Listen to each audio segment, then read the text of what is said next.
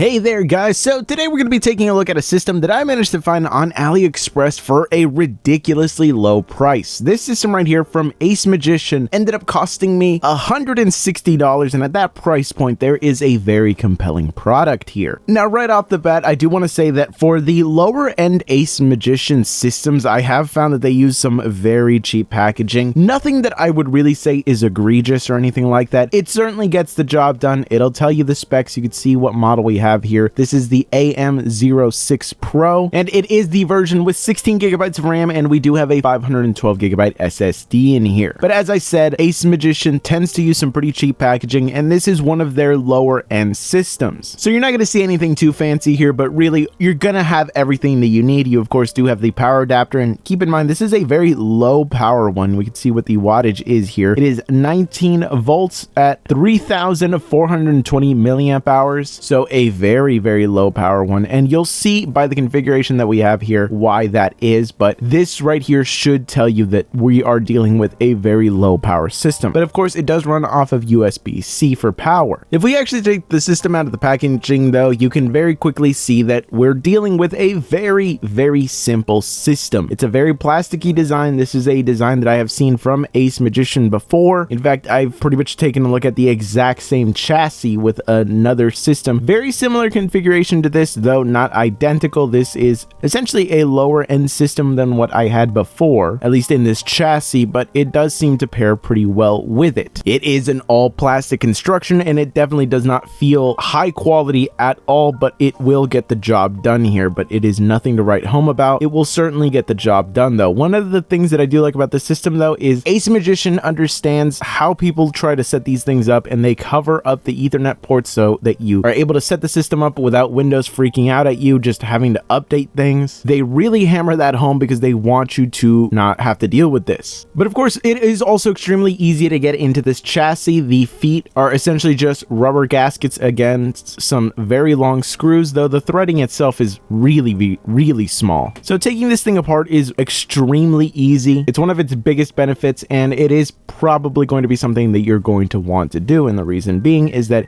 if we take a look inside, you can see what the configuration is like.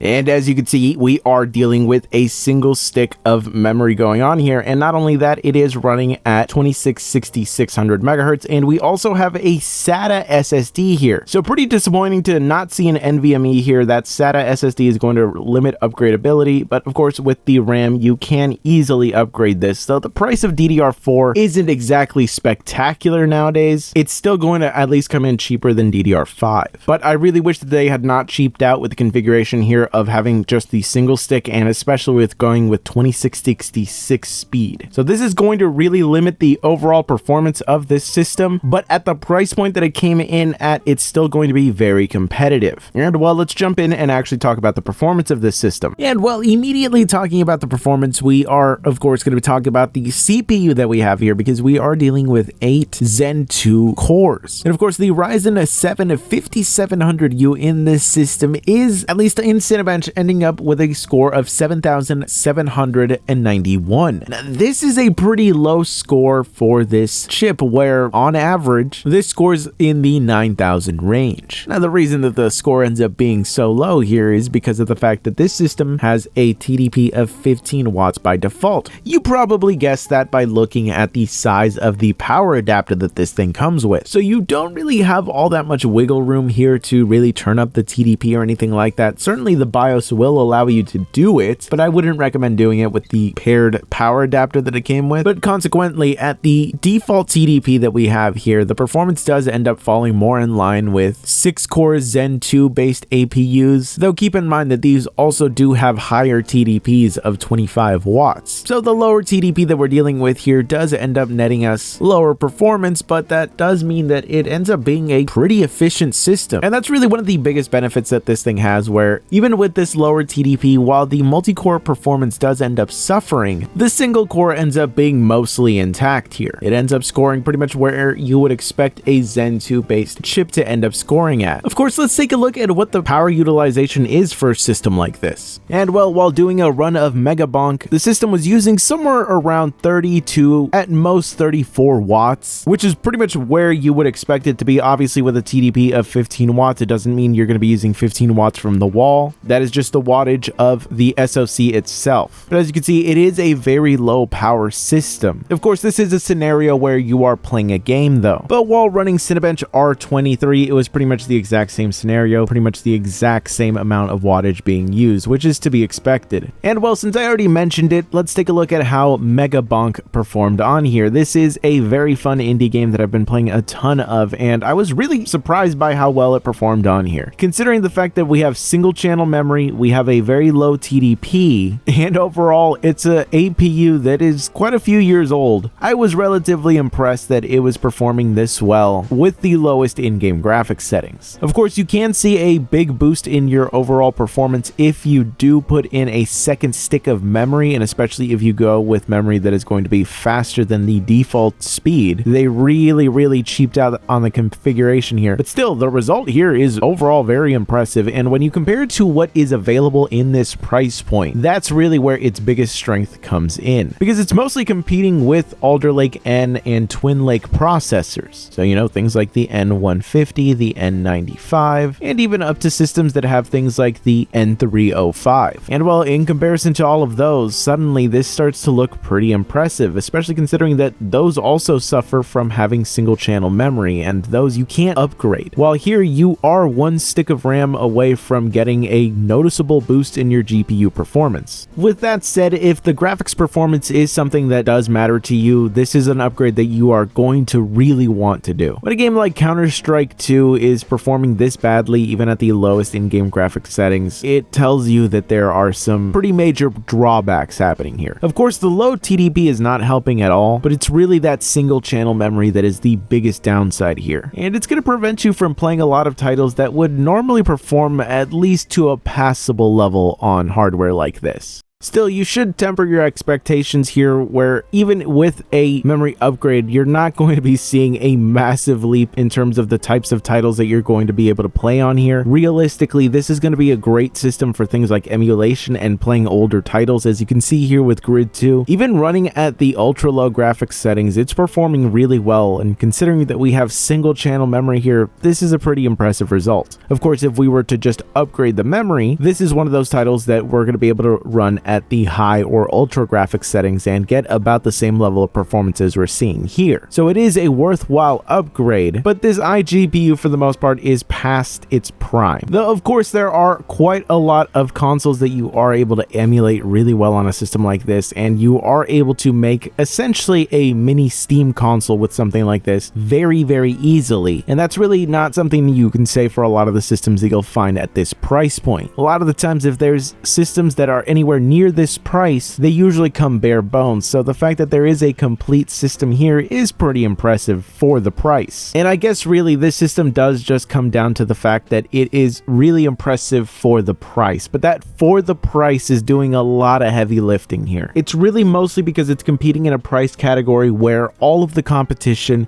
is extremely cut down and extremely anemic, or just extremely old. We're talking about a price category where we're looking at 4-core, 4-thread systems that are running on Alder Lake N processors, even the ones that are essentially just that with a new coat of paint. And you're looking at a lot of systems that are rocking chips like the Ryzen 3 3200U or the Ryzen 5 3500U or the 3550H. And when you compare to all of that, this 8-core 16-thread Zen 2 processor that has 8 Vega cores, effectively the last iteration of this iGPU, it's pretty much the best that you can really get at this price point. Of course, there is the gimped configuration in terms of the memory. I really do not like the fact that it is a SATA SSD. There were a lot of compromises to get the system to this price point, but on a raw hardware performance perspective, this thing is a monster for the price. Its Cinebench score is really impressive. Its iGPU performance is going to be better in most scenarios, though of course if you do need things like hardware encoding, Intel just has that in the bag. But outside of that, the raw GPU performance is really just on this system's side, but there are a lot of compromises. And another thing is that, well, I bought this thing randomly because I saw it on sale on AliExpress. That sale has ended and the system has somehow disappeared on AliExpress. So I can't even really truly recommend it to you. So I kind of just did this for no reason really. Although it was a neat find, and this is the kind of stuff that you can find on AliExpress all the time. If you're willing to deal hunt, you can find some great prices, but I'm going to link down below some systems that I think are great alternatives to this. The next system that I'm going to be taking a look at is in particular a really great value system that you can get on AliExpress right now. But this was just a crazy little deal that I ended up finding, and I'm pretty impressed with what I got here overall for the price. But anyways, I will catch you guys in the next one.